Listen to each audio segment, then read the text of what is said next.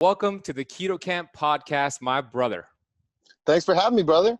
Hey, it is my pleasure. I'm excited to chat with you and introduce your work to my audience, which I'm sure most of them are already familiar with you. And before we get into all the awesome things you're doing in Tampa, you're a fellow Floridian, let's talk a little bit about your history. Growing up, how did you get into keto? But before you even got into keto, tell us more about your backstory. I'd love to hear that. Yeah, absolutely, man. So I am like you. I'm from Miami. I grew up in Kendall and played football my whole life. I started playing football when I was 9 years old. And by the time I was, sorry, excuse me, the salt that I just took is like in the back of my throat. So by the time I hit about 13 years old, I was skateboarding. I never told this part of the story, but it's kind of cool. I just remembered it. I was doing a lot of skateboarding. I was like starting to get looks from specific little companies for sponsorships and stuff. And I broke a board, and my coach at the time was the head coach of the middle school team at Florida Christian. And because I spent most of my life in public school. I got kicked out of Macmillan Junior High in 7th grade. I did something pretty bad physically. I had to go through anger management. And then I went to private school because then I wouldn't have had to fail. And so I was playing football over there. I was doing really well. And the coach basically gave me an ultimatum. He said, football or skateboarding. And I was like, for me, it was just a night, no brainer, like football all the way. And from that point, I could tell, like when I was like 13, I was focused on football. My whole high school career was looking at, college media guides, looking at like, how big do I have to get? How fast do I have to get? What do I got to do? I was out there filming myself, doing running drills with my best friend. I had a key to the weight room that the athletic director gave me so I could lift before school. And that, focus and dedication started to get me looks from colleges. I was getting recruited, like the big schools that were looking at me were like UCF, Missouri, Naval Academy, Rice, and Columbia University just popped out of nowhere because my quarterback sent game film to Columbia, and it just so happens that the person who recruits for the state of Florida for Columbia was the running backs coach, and I was a running back. I was first team all county. I was the first leading rusher in Dade County out of all schools, 500 yards more than anybody around me. I had 1,800 and something yards in like 9 games because we lost a game because of a hurricane, and played college football, was always obsessed with lifting weights, with strength and conditioning. I was basically the teacher's pet in the weight room in college. My strength and conditioning coach was one of my biggest mentors, Thomas McKinney. He was a big thrower at Virginia. He threw the hammer. He went to a few trials. He was shredded. I wanted to do what he did. I loved what he was doing.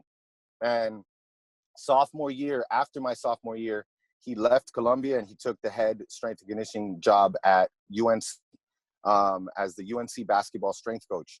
And then he spent a few years there, and then he went on to the Timberwolves. He was a head strength coach for the Timberwolves for a while. And I remember that when I was in undergrad and he had left and I was getting close to graduating, I said, man, I reached out to him. I'm like excited to tell him that I'm going to get into strength and conditioning. And he's like, don't do it. He was telling me not to do it. Because he kept on having babies. And, people don't understand, like, strength and conditioning is not just a weight room coach. Like when you're in a college atmosphere, you're doing, like, for me, I was in charge of all their nutrition on the road. I was in charge of all of the recovery modalities, the cold tank, the massage stuff, all that stuff. I was the dean of discipline. So if someone missed like a study hall or something, I would have to run these guys. So always really interested in strength and conditioning, always interested in nutrition. And after a few years at VCU, I kind of left the strength and conditioning game because I wanted to chase money, and I was in Virginia. I wasn't making that much money. And I was like, if I ask for this much, it's not going to be enough. And if I ask for this much, it's still not going to be enough, and it's not realistic. So I had to make a decision. So I left strength and conditioning. I moved back to Miami, started doing pharmaceutical sales, and then got into medical device sales after a few years. And something happened when when I started CrossFit in 2013 or 2011, that kind of got me back into strength and conditioning. Like I started to like just get that urge again to get involved, because I used to read something every day. I would spend an hour every day reading something new when I was like in it. And then fast forward to 2013, after a few years of CrossFit, you know, working really hard and just being so competitive, I got involved, or I tried to get prepared for that Open 2013. I was training twice a day sometimes. And me, who's a naturally big dude, I was down to like, at my lowest, I got down to 195, which I looked emaciated, which is hilarious. And I was working as hard as I could, and I still didn't make it to regionals.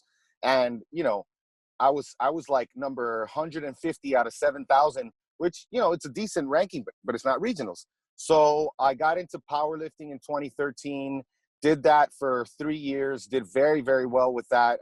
First, I hit the top 50 in the country for the 220 weight class. Then I hit the top 25 in the country, and was doing very well, hit some big numbers. And then in 2015, I tore my left meniscus at my meet where I deadlifted 700. I couldn't even take a third squat attempt because it hurt so much that I was like, you know what, I need to save something for the deadlift, because I wanted to hit that 700 deadlift. So I did that, and then you did the deadlift with a torn meniscus? Yeah, 700, and it was easy too. Like I'll send you the video if you want to post it, because it looked pretty easy.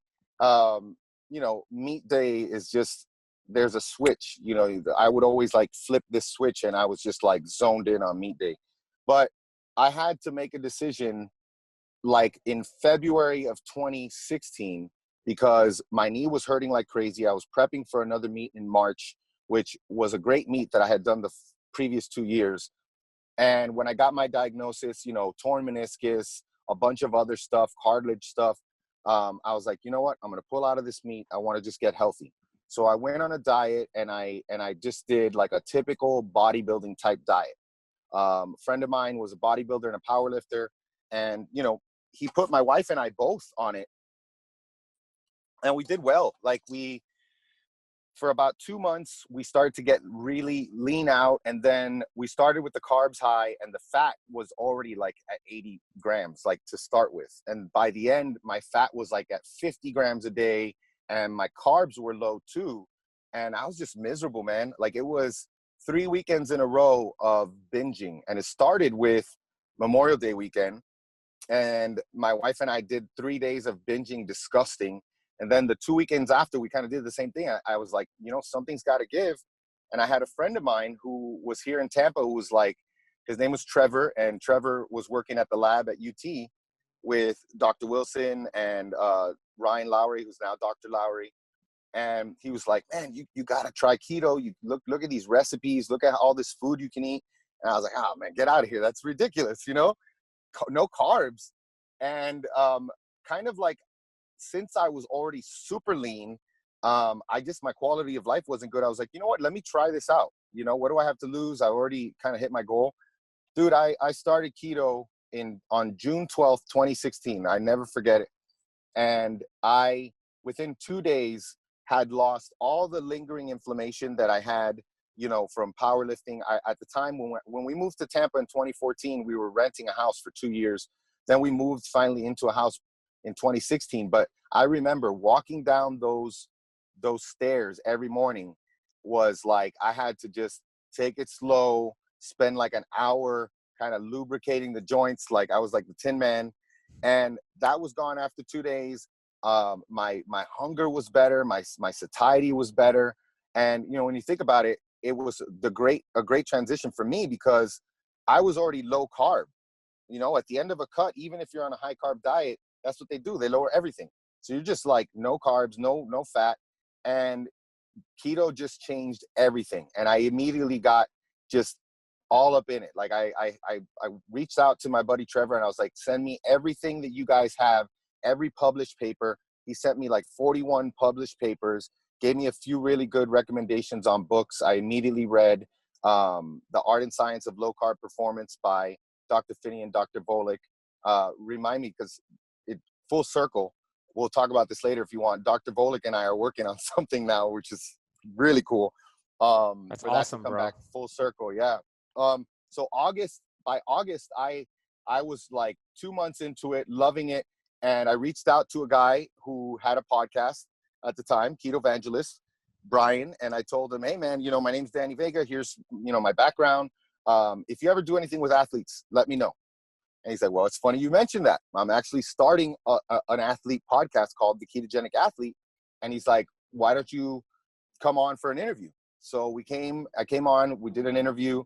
And by the end of the interview, we got off the air and we spent another hour on the phone. He's like, you got to be my co-host.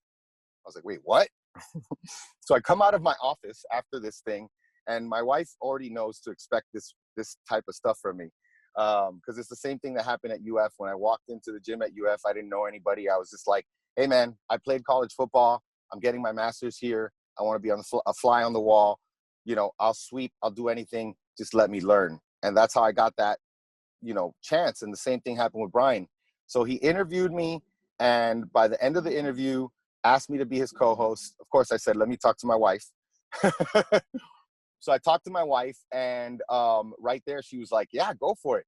And the rest is history, really, man. We did the podcast and just been learning so much. I've mostly been focused on the performance side of things on keto, whether it's athletic performance, and more recently in the past year and a half, I've been doing a lot with building muscle on keto, how to, optimize performance and building muscle on keto, because, there are a lot of people that follow a ketogenic diet and they're not eating any carbs, but they're treating their body as if they have access to all these carbs. And that's a big problem, especially with the training side, where you're asking your body to create all this sugar, and it's very stressful on the body. So lately what I've been talking about is why people don't build muscle on a ketogenic diet, what they can do to build muscle on a ketogenic diet, and what they should avoid and what the considerations are. So that's my long-winded answer of where I came from and where we are now. Yeah, that's awesome. I love that story. It's so exciting. I'm definitely going to ask you about what you're doing with Dr. Volek. I have it in my notes before we finish. Oh yeah. But I want to know, so 2016 in June, you started your keto journey, your keto lifestyle. What were some of the mistakes that you made back then or throughout it that you could share with the audience, that if they're thinking about starting the keto diet or they just started, they don't have to make that same mistake that you did? Yeah. So one of the things that I noticed that gets talked about a lot on a ketogenic diet is, I love that we're going slowly, kind of like down the list of BS things and kind of picking those apart. But then there's also real life considerations, real life things that are true concerns that people should worry about. And one of them is this whole obsession with moderating protein. So everybody's talking about, keto's getting to a point where there's enough information out there where people are like, yeah, I know what keto is. Yeah, it's about 70% fat, 25% protein, 5% carbs, something like that, or 75%, 20% protein. But don't eat too much protein, because then it turns into sugar. And then, there's these little things that kind of like get spread, and it's like anything else, well, they say this, they say that. Most of the time what they say is BS. But with protein, what I think is kind of important, especially in the beginning, the first 3 weeks, and Dominic D'Agostino has spoken about this, you can't lower protein too much in the first 3 weeks, because those first 3 weeks, Finney's spoken about it in specific papers where he's addressing concerns that people have with ketogenic diets. And he says very clearly as well, make sure that your protein is high those first 3 weeks, because what you'll hear is, I'm losing muscle. I'm on a ketogenic diet, I'm losing muscle. And then keto guy comes up and says, no, you're not losing muscle, you're losing glycogen, and your insulin's dropping, so you're pissing out all these electrolytes and water. And while that may be true, you could still be losing lean tissue, especially if you're a type A person who's still busting your butt in the gym, without those carbs as you go through that fat adaptation process. So the first thing, keep protein high. If you want like a number to aim for, I would recommend 1 times lean body mass or higher. So let's say you're a 200-pound male with 10% body fat, that roughly puts you at 180 pounds of lean mass. So you would set your protein to 180. That's it. You know, make sure protein's high. Another one that people For the first 3 weeks, you're saying? For those first 3 weeks. Now, you may find, and the three things that I talk about is lean body mass, activity level, and metabolic health. So if you're someone who's coming at this, and I do have a large population of my audience that is, you know, that performance crowd that's finally coming around saying, oh, maybe I should try keto. These people carry a lot of muscle. These people are insulin sensitive. Those people could afford to do body weight in protein, higher than body weight in protein. You know, I could eat 300 grams of protein, wake up the next day, blood sugar's fine, ketones are fine. And the same thing could happen for carbs, which we can get into that later as well. So protein, keep it high in those first 3 weeks at least. You may find that you can go higher. If you have a good amount of lean body mass, you're fine. If you have a good amount of activity, you're training hard, you're going to need more protein. And lastly, if you're insulin sensitive and you're not coming from this insulin resistance background, and a few, you know, indicators of insulin resistance is, do you carry a lot of fat around the waist? Do you have skin tags? Do you have, you know, energy issues, you know, lightheadedness, things like that, get standing up, sitting down. There's lots of things that you could look at that'll tell you, you know what, I probably still have some insulin resistance. Maybe I should just keep protein, you know, kind of moderate for now. I also will recommend two great resources that we could put in the show notes if you want. One of them is Ben Bickman's talk from Low Carb Breckenridge, like 2017, where he talks about the importance of glucagon and insulin in low carb diets and why high protein shouldn't be feared. And the other one is by Amy Berger. It's a great article, Tuit Nutrition, Tuit. If you look for everything you wanted to know and didn't want to know about gluconeogenesis, fantastic article. She's written actually some follow-up articles. So protein, super important. Salt, very important. A good high quality salt like Redmond Real Salt. I carry it with me at all times. I carry Redmond salt because the other thing that, you know, we're known for is that we're always trying to optimize. And like you said, oh, I love it. Yes. I'm with you. I love it. Keep going, bro. Yeah, I love it, man. We always carry those with us. And so one of the things that we talk about, which you talk about, you know, acceptable versus optimal. Yeah, you don't need this, but if you take this, it'll make things better. And one of them is salt. Start with aiming for like 5 to 8 grams a day, knowing that 5 grams of salt is not 5 grams of sodium. You know, like, you know, a teaspoon of salt is going to give you, I don't know, 2 grams of sodium or something. So sodium, aim for 5 to 8 grams a day. When you get there, just like you would with your metabolism. So like two things that I like to do is get people to a higher point, like a higher set point with their metabolism, so they have more to work with. So I try to get clients to eat as much as possible, especially women, because they're chronically under eating. And what happens with women is that since they under eat so much and they're not doing lifting, they're doing lots of cardio, they are all types of undernourished, you know, and that is going to, you know, impede on fat loss. So one of my friends, Tara, just called muscles calorie absorbers. And I think that's brilliant, you know, especially for women.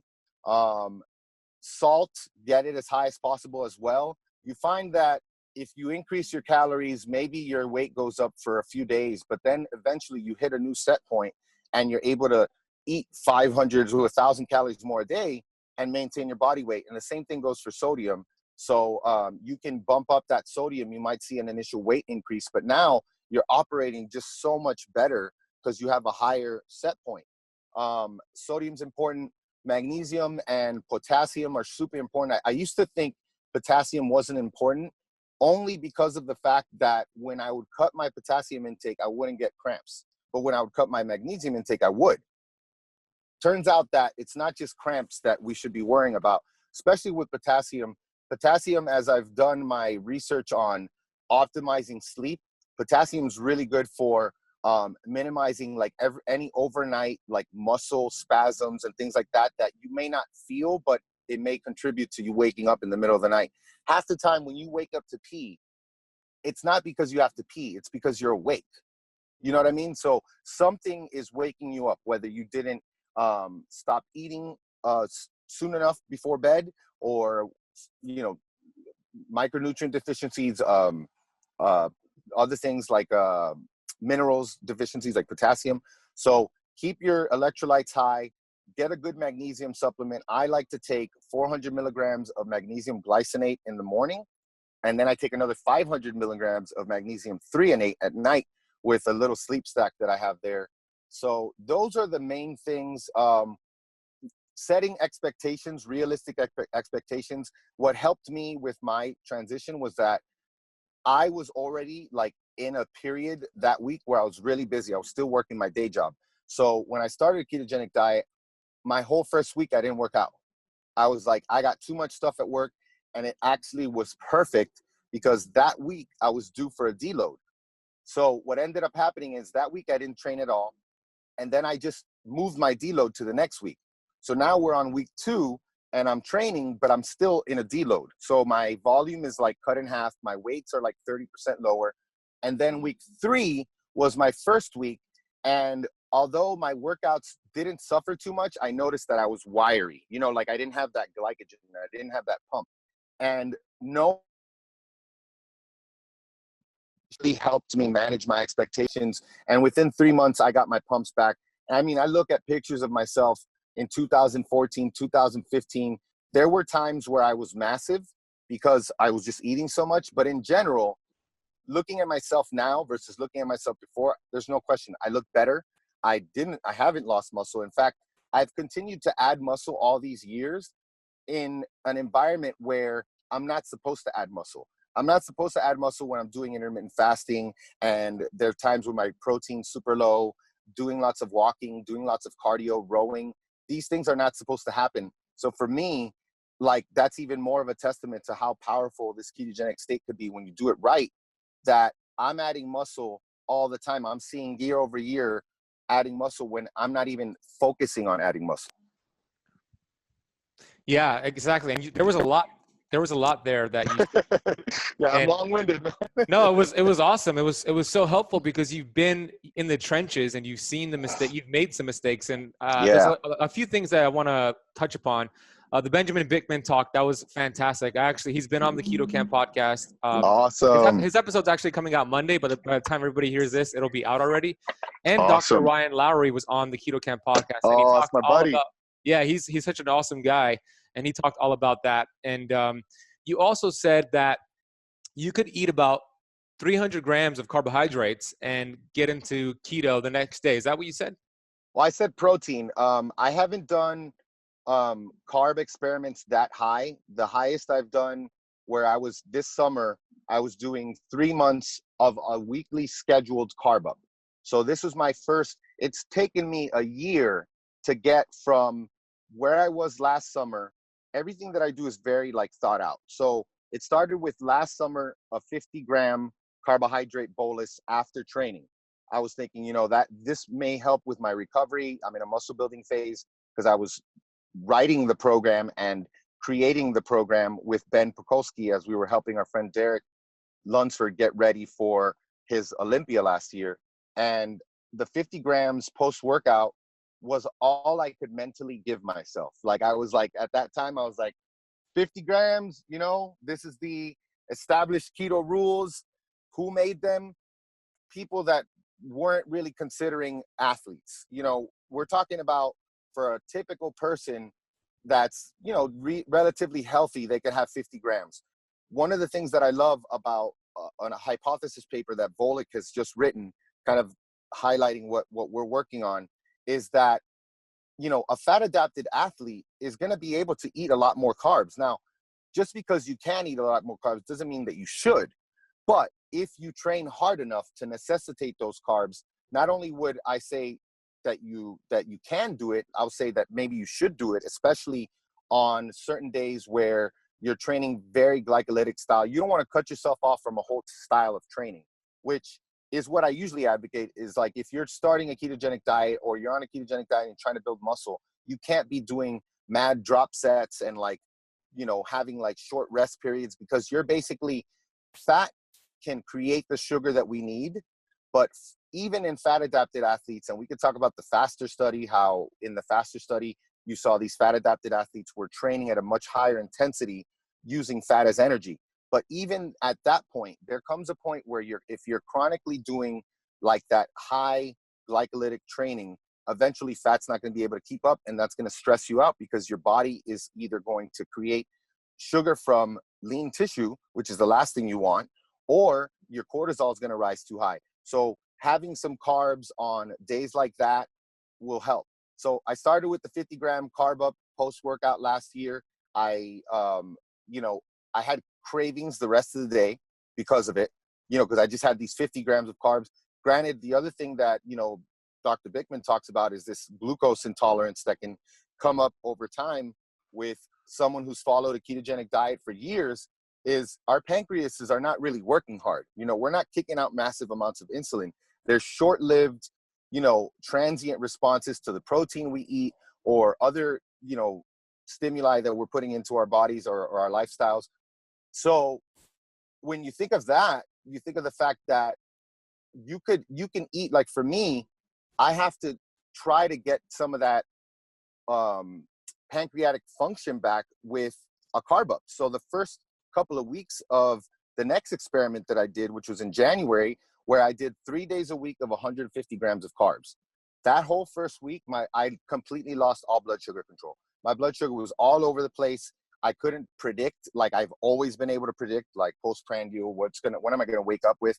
But after a week, what I saw was that not only was my baseline lower than it was before I started doing carb up, so I started waking up with lower, consistently lower blood sugar, not just on the days after I carved up. This was every day. So I brought back some of that metabolic flexibility in the other direction, where now I'm able to use carbs when I want to, which I think is very important for an athlete.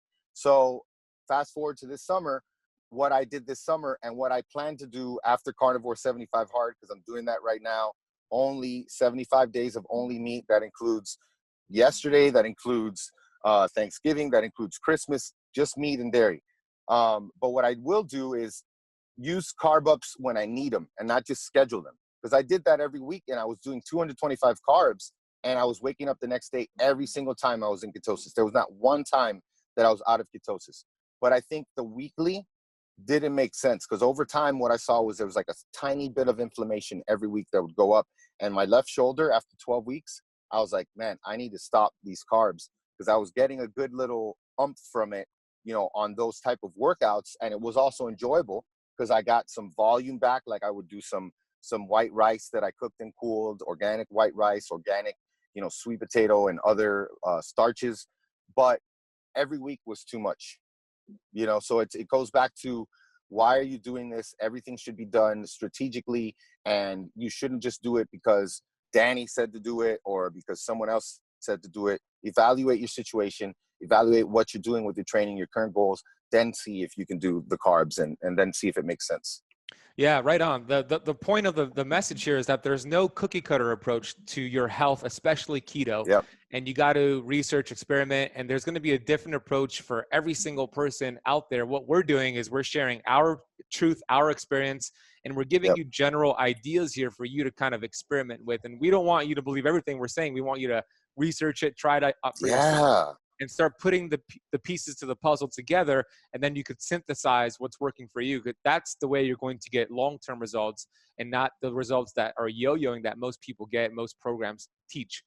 So I love what you shared, and thank you. And I want to talk about kids. You have 2 kids, and we take them to restaurants, even these healthy restaurants. And if you're not watching the video, I'm doing this in quotation marks, healthy restaurants, and they have a kids menu. And typically on a kids menu, you're going to have mac and cheese. You're going to have some chicken nuggets that were cooked in vegetable oils, and you have these toxic foods. So what do?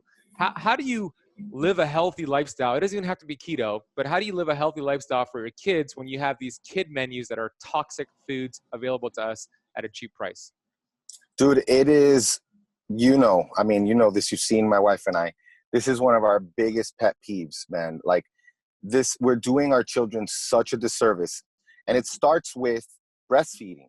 It starts all the way with breastfeeding. Now, listen to what I'm saying, and then still realize that just because you didn't have that perfect start doesn't mean that, you can't turn things around. But I have to start from the beginning, because There are people that still haven't had kids. There are people who are pregnant. You know, if you are trying to conceive, start taking methylated B vitamins. You need to get that folate, that methylated folate, methylated B vitamins, especially methylated, because, you know, at least a quarter to a third of people have compromised methylation, and you need all those vitamins to make sure that your baby has everything it needs to develop properly. So you start with that. Then you make sure that you're eating a healthy diet while you're pregnant. Then nursing is the way to go. I won't get too into the details because I don't want to come off as, like, you know, a jerk talking to women. It usually comes off much better when Maura's doing it, because she went through it with both kids. You know, the first one started weaning him after like a year and 4 months. The second one was 2 years and 4 months. So starting with that, for gut health, for populating the gut, for immune health, breastfeeding, and then nursing those babies to a point where when they start to show interest in food, baby-led weaning, you know, cutting the food into strips, no pureeing. That's when you get texture aversions. So I'm just saying this because the more you do these things as you start raising your kid, the harder you're going to make it for yourself. Do not puree food. Cut it into strips, whether it's a steak, whether it's, you know, some type of fruit or vegetable. Cut it into strips like a fry, and they will gnaw on it. They don't need teeth. It's great for them because the chewing and the gnawing starts to kick out all that saliva and all those enzymes and helps them break down the food. Then you get into the age where now it's time to go to a restaurant, right? So now you go to a restaurant, you're like, man, I really want to try some delicious Mediterranean food. Let's take them to the Greek restaurant. Go to the Greek restaurant and you see the damn kids menu with the, you know, the coloring pages and everything. And like you said, it's always mac and cheese. You look at it, it's all white stuff. It's all colorless stuff. And it's all very bland or sugary. And it's either sugar or sugar and grains. And this dumbs down our kids' palates. You're doing them such a disservice, especially when people say, oh, well, just let them live a little. Okay, they're doing this as kids. What do you think is going to happen when they turn 18? They're just going to automatically, magically learn how to eat the right way? It doesn't work. So what we say is, how do you navigate it? The first thing you got to do is, if both parents are together, get them on the same page. So talk to your husband. Usually it's the wives and the women who are bringing new health information to the house, not only because, you know, they're always trying to be looking thin and stuff, but they're just usually the ones that we see that are like, oh, I heard this from so-and-so. I heard this for the kids. I heard this, whatever. So get the husbands on the same page, because that's where you start from a common ground. And that's when you can say, all right, we're on the same page. How are we going to do this? Okay. The first thing is get rid of all the crap in the house. You have to have a list of non-negotiables, whether you're going to put your kids on a ketogenic diet or like a low-carb paleo diet, which is what we do with the kids, you know, which it basically means that they're pretty much probably always in ketosis, but we're not out here trying to maintain a level of ketones for them because, you know, they're both healthy kids. So when you have that list of non-negotiables, for us, it's like, we're not going to touch grains. We're not going to touch processed sugars. We're not going to touch food dyes, which leaves us with real food. We start with our like baseline, our cornerstone of our nutritional house is animal protein. That is food. Everything else is decorations, enjoyment, and everything. So when my son says, hey, can I have a snack? I'll say, yes, you have to have food first. Make sure that you have food first. And he knows when I say food, he's going to have to look in the fridge for like some leftover burgers or some rotisserie chicken, some actual meat. And then get rid of all the crap in the house. Absolutely. And when you go out, just plan. So usually what we do is either at home or while we're in the car, we're pulling up the menu of the place where we're going to, and we're asking the kids what they want to eat, because we don't want to have a meltdown in the restaurant. And we give them like a few options. Hey, do you want to have this or do you want to have this? Now they got options, but they're options that we curated, you know? So those are super important things. The other thing is, we mention all the time, don't fight your kids on nutrition. You know, the last thing you want to do, and my biggest fear, is to end up with kids who have eating issues because I made them eat healthy. So the most important thing is don't ask me what you can and can't eat. This is your body. So when they understand that they are in charge, they have the freedom, they are in charge of their own bodies, they can eat whatever they want. But if it's something that I don't like, I'm not going to pay for it. So I'll give him the option if he wants to, if we're out somewhere and he wants to eat something, if he wants to buy it, he can. He never has his freaking wallet. So chances are he's not going to do it. And half the time he's saving up for something that he actually cares about. So it kind of like helps him prioritize, do I really want that immediate gratification of this crappy little, bar or lollipop or whatever it is, or should I just, save and get what I love? So we do that. And then, Halloween, last night was Halloween. Desmond is such a pro at this already. He's 8 years old. He filled up his bucket. He took 3 candies. And mind you, I promise you, this was not our idea. Like I guess because he's heard us talk about it so much, he was like proactive with it. So he's like, Papi, I'm going to pick out 3 candies and then I'm going to set all of the rest of them apart. And he already knows the drill. He knows that I look at that pile and I give that a number, right? So I was like, that's worth $20. So I took all that candy and threw it out and I paid him $20. He got a mini Snickers, a full-size Snickers, which shout out to the parents who were giving full-size Snickers, and a pack of Skittles. And that was it. And of course, Dean, he went ham on the candy last night. But whatever, he's 5 years old. But that's important, right? Like keeping that autonomy so that these kids can learn and have conversations, and you continue to teach them and use those moments when they slip up and they feel like crap to remind them it's okay. Use this as a learning opportunity. The next time you're presented with this choice, don't choose the way you chose. So that's kind of like in a nutshell how I would approach doing with the family. Obviously, there's lots of stuff we do every day, and that's like part of our platform is to show people how this looks practically speaking. Like how do you integrate all these things into a lifestyle and make it look effortless? Because really, it's effortless for us. These kids are so resilient, man. It's the freaking parents. Parents are like, what about my baby? Or like, they feel like these kids are going to miss out. I guarantee you, if you throw out the trash from your house, your child will not starve. Your child might pretend they're starving and they might not eat for a day or two, but I guarantee you on day 3, they're going to crush the food in the house. They're going to actually eat. And I think it's good for kids to feel hunger. Kids don't feel hunger nowadays. The average child is eating 11 meals a day. If you count all the candy, the snacks, the orange juice, all the juices, and that's terrible. It's like this constant heightened state, high insulin state, high stress state. These kids are in a state of emergency at all times, and then they're being told to sit down and learn. It's just, you're setting them up for failure, So yeah, it's my little soapbox. Dude, that was so helpful. That was so helpful, Danny, especially for parents. I got a lot from that. I don't have kids yet, but definitely I love the point about when you're driving to the restaurant and looking at the menu, you're curating it and having them select it right then and there, and then you're teaching them, the value of good nutrition and eating a meal and not just letting them mindlessly snack.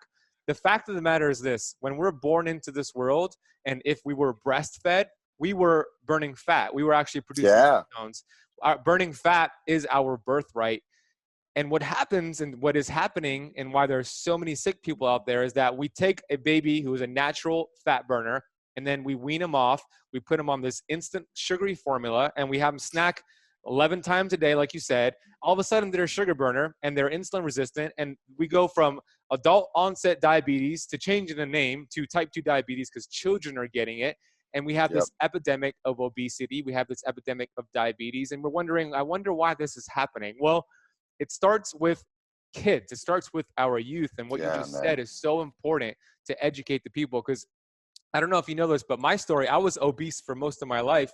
And I was a sugar burner. And I was somebody who had to actually take control over my health because my parents did the best they can with what they had. They immigrated here, but they didn't have that knowledge. They didn't have the tools that you have for your kids. So I love what you're doing for your children. And anybody who's a parent on here listening to this, I hope that was helpful for you because it is so powerful what Danny just shared. And I just want to acknowledge what you're doing for your family. I think it's amazing, brother. Thank you, brother. Thank you, man. Yeah, and it's awesome because then these kids, they're out there teaching other kids, like Desmond. I got to tell this story because it's hilarious. So Desmond, this girl walks up to him because we homeschool, but we have a homeschool co-op. So he's already told this story a few times and like he's getting good at it. So we had friends over last night and he's like, so guess what happened the other day? I was like, oh, he's going to tell the story about the girl. So this girl walks up to him, they have their lunch boxes there and they're like, I guess he's minding his own business. And she comes up to him and she's like, first of all, this is her lunchbox. It's peanut butter and jelly sandwich, some sort of crackers, and literally cake. And Desmond, I'm like, I don't even got to ask what Desmond is because I know that Mauda arranged that. Like that's a flawless lunch. It was like pesto chicken, maybe some like almond flour crackers, and maybe grapes or something. Like I think that's what he said. So she says, your plate is not healthy. And I honestly don't know how, of all the things that he would have taken, how that one would be considered not healthy. Because at least even the chicken has green stuff on it, like it's straight up pesto chicken. So he's like, you know what she had for lunch? He was like, peanut butter and jelly, and I forgot the crackers. And he's like, and cake. Literally cake. Like he's telling the story. And like, so when you have these conversations with them, now they get it. And that helps with belief in something. That belief is super important for compliance, because when you're connecting why you're doing something with the outcome, and it's been super helpful for me and my wife, as we've recovered from addictions. Anybody who understands like turning things around, you have to believe in what you're doing. And that's why the conversations are so important. And that's also why Desmond is kind of like, outspoken. I got to tell him, hey, you got to chill, because he's at Lifetime Fitness at the kids club and they're doing like nutrition classes. And they're like, can somebody name a healthy grain? And then, Desmond raised his hand. He's like, there's no such thing as a healthy grain. I'm like, dude, you got to chill, like you got to chill, man. That's awesome. Yeah, but it's awesome because they learn. Yeah, you were breaking up there. Oh, okay. Yeah, I was just saying it's awesome because they're learning. Yeah, I love that. That's such a great story. Thank you for sharing that. Danny, I got 3 final questions for you. Before I get to them, real quick, share what you're doing with Dr. Volek. I want to hear about that and share with the audience. So anybody who's been following me is probably aware that I've been really digging into the UCAN Superstarch like research, and I've done my own experiments. So UCAN Superstarch is a carbohydrate, period.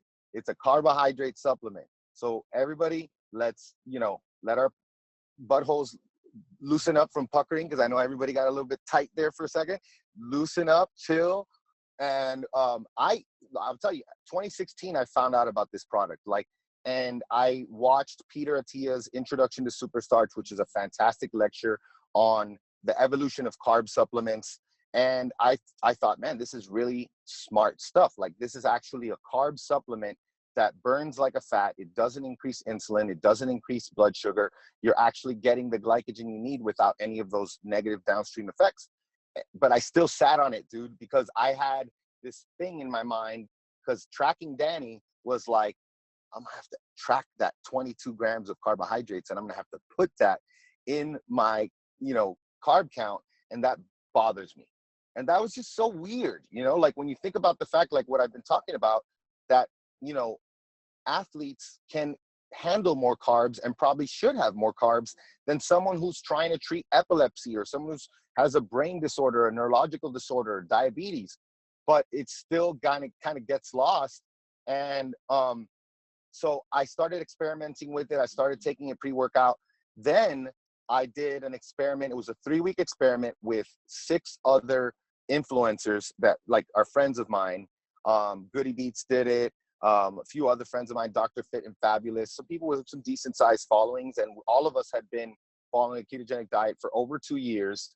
I gave them the Ketogenic Muscle Intelligence program. We all did the same program. We did fasted blood sugar and blood ketones, baseline before workout blood sugar and blood ketones right before we took our scoop of UCAN, and then we would train, and then we would get 30 minutes after our workout another reading.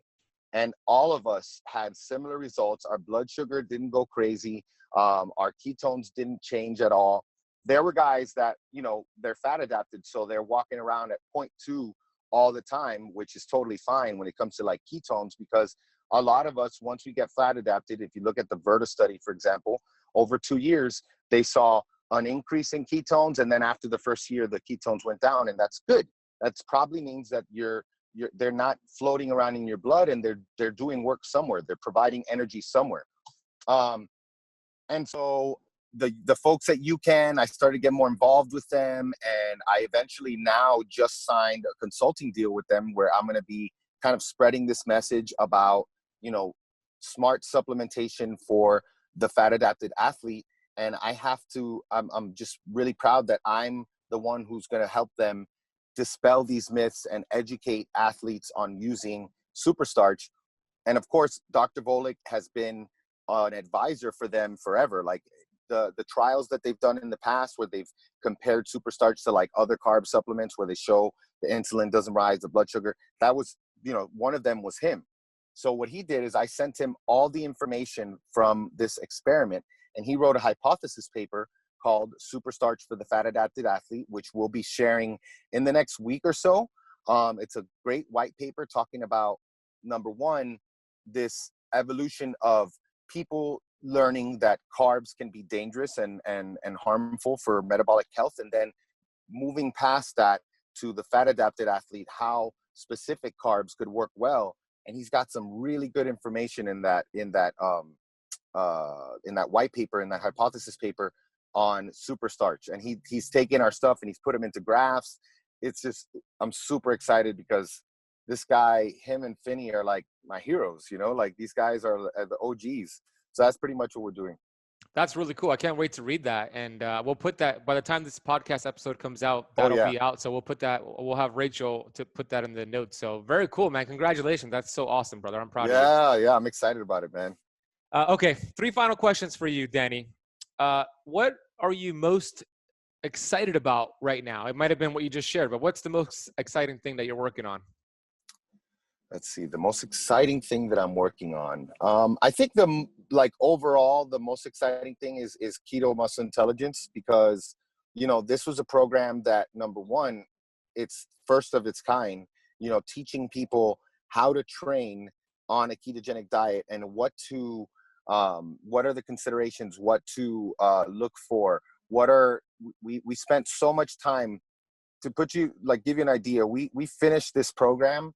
We finished writing the program like in August, September of 2018, and we didn't release it until July of 2019 because we recorded like 30 or so frequently asked question videos talking about like, what if this happens? How do I change it? Like, situations where you should increase protein, situations where you should employ certain counter stress measures and things to look for, HRV, you know, heart rate variability tracking, all these things we talk about, integrating them so that, you know, you're not this two-dimensional thing. There's bio-individuality with every person, and giving these people the right tools so that every time they hit a roadblock, it's not like, damn it, keto doesn't work, you know, like, no, it does. You got to make it work for you. And sometimes that means, you know, employing a carb up or, you know, taking some time off, you know, in the long run, it helps. So the demonstration videos are also super important because the other thing that Ben is big on is standardizing the stimulus. Everybody's talking about, you know, what's the best exercise to build your pecs? That doesn't make sense at all because we all have different anatomies. And if you look at each muscle and the way it functions, you will see that there's individual like variations in my chest versus your chest. Like, I can't do a 45-degree incline. That'll be too much for me. I'll be doing shoulders. Specific things like that, you know, execution of an exercise, trying to make every single rep look exactly the same before you start adding a drop set or adding weight, because that is what, you know, more is not better. Better is better. So standardizing the stimulus, learning how to the SSI, so those principles of stabilize, what is it? Stabilize. What's the second thing? I'm forgetting the thing. And then initiation. I forget the middle one. The stabilize, standardize. I forget. But initiating the movement. So how do we get a good muscle, a quality muscle contraction at every length of the contraction? So one of the things I talk about, especially when I do a talk on this, is like, you know, when I'm doing like a chest fly or something, it's easy to contract it in that shortened position. Like I can flex the muscle. How do I get a contraction at this lengthened position? And it almost always comes down to how do you initiate the actual exercise. So we like talk about how to initiate an exercise properly so you get a peak contraction in the lengthened portion of your VMO. So like, you know, that little teardrop in your quad, you know, it's really hard to only get that good contraction if you're only focusing on the lower, on the shortened portion. How do you get it on the lengthened portion? Because that's when you have the maximum stretch on that little muscle. So those are the things, because we'll do camps, we'll do seminars, we'll continue to put out, like we have a monthly programming option. So people get the program, they learn all about the stuff, they get access to the website with all the videos and the Facebook, but then ongoing, they have a chance to get meal plans from me. They have a chance to get ongoing programming. And that's really cool because every month we kind of go back and forth. So Ben will write the program one month, I'll write the program one month. So I love it because not only are they getting like kind of great programs every single month, but I'm getting them too, you know, because I'm writing them and Ben's writing them. And it's just like that targeted, you know, spending that time creating an awesome program. And then eventually I would love to do like a certification so that we can start hiring coaches and know that, like, if you live in Los Angeles and you want a coach that's going to give you the principles and the philosophies that we have in Keto Muscle Intelligence, you can go find this guy, you know. So that's the most exciting thing for sure, because I want to be, when it comes to keto performance and building muscle, I'll be honest, be the authority. I want to be the guy, you know, when it comes to in the world. So that's my aspirations, and that's what kind of drives me the most now. I love that. Where can they learn more? Where can they go to look at the details of your program? So they can go to go.muscleintelligence.com/keto. It's a mouthful. They can also go to go.muscleintelligence.com and then go to programs, and they'll find the keto program. But if they go to that one URL, that's where they'll get a free document that kind of gets them started and helps them learn. Why am I not building muscle? So I put the top 5 reasons why you may not be building muscle on a ketogenic diet. Now, when you go and you get that that document, you'll be signed up on our email list. So you'll get emails from me, from Ben, where we talk about like weekly tips. We go into the mindset portion. We talk about integrity. We talk about you know, different things that are, you know, optimizing someone 360 degrees, not just building muscle. Yeah, so go.muscleintelligence.com/keto. Awesome. We'll put that in the notes. Go check that out, Keto Campers. All right, next question. 2 final questions. What are you grateful for today, Danny? Oh man, I am grateful that my son is just got such a good head on his shoulders. Like, he woke up this morning, he you know, he just looked like he was glowing, you know, and he made that decision not to eat a ton of candy. And I'm proud of him for that, man. So I think that's the first thing that came to mind for gratitude. Beautiful. I love it. And last question for you is, what's your definition of perfect health? Perfect health. That's a really good question, because doctors nowadays, you walk into a doctor's office and you may be obese, you may show signs of like autoimmune issues, you may have some rosacea, you may have all this other stuff going on. You go in there, they show you your blood work, which you had to go to the office for them to show you, because they hold that over you like you know, a hostage, because they want to bill you for that extra visit. And they go in there and your blood sugar's normal, because you could be insulin resistant for up to 15, 20 years before your blood sugar starts going up. So, hey, your blood sugar, your A1C is normal. You're at a 5.2, 5.0, decent. You don't really have, you know, hyperglycemia. Okay, check. Your HDL is decent. It's 45. Your LDL is not too high. congratulations, slap them on the back and say, great job. And they walk away, you know, and it's such a cop out because there's so many people that unfortunately, all they want to do is get that okay. But like, if they were really to examine, are they really healthy? They'd know, I feel like crap. No, it's not aging. No, it's not hormones. No, it's not because you're a woman and all this crap. It's literally the food that you put in your body. And so for me, perfect health would mean that you are, number one, focusing on traditionally prepared ancestral foods, including the whole animal, eating the whole animal.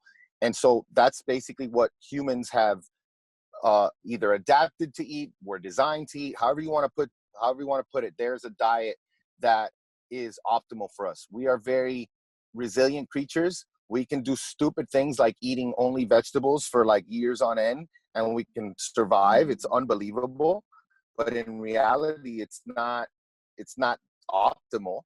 And so optimal would be having your nutrition taken care of, having a mindfulness practice where you're doing some sort of meditation, maybe even yoga, some walking, some breathing, a well-established stress management routine, movement, you know, whether it's lifting, constant movement, not just sitting, try to stand as much as possible, walk as much as possible, and relationships, you know, like perfect health includes, you know, cultivating good quality relationships with the people that are going to make you better, that are going to, you know, challenge you, that are not going to, you know, that are going to call you on your BS. And that to me is perfect health, because now, you know, instead of worrying about your LDL and your total cholesterol, you're like, well, my waist is small, I'm lean, I could run like a bear, you know, and I feel awesome. And who cares if my LDL's high? Because like, I'm one of those people, you know, I have cholesterol, my cholesterol is like 290, my triglycerides are low, and my HDL's low. So that's, if I had to boil it down, I would say to make it focus on the way you feel and on markers that matter versus only looking at a blood test, because that's not perfect health. Awesome, bro. I love that answer. Dude, I want to acknowledge you, Danny, for being an example for your family and also for your community and for the world and the work that you're doing. You got an awesome attitude, and yeah, you're welcome. And that's what really resonated with me. You're no doubt very intelligent, but I think more important than that is your attitude and your enthusiasm and your zest for life. And you're very accessible. All you want to do is share and help people. And I see that from you. So I want to acknowledge you for spending part of your time with me on the podcast. I really enjoyed it. And thank you so much, brother. I appreciate that, man. Thank you so much, man. It's very motivating to hear that feedback.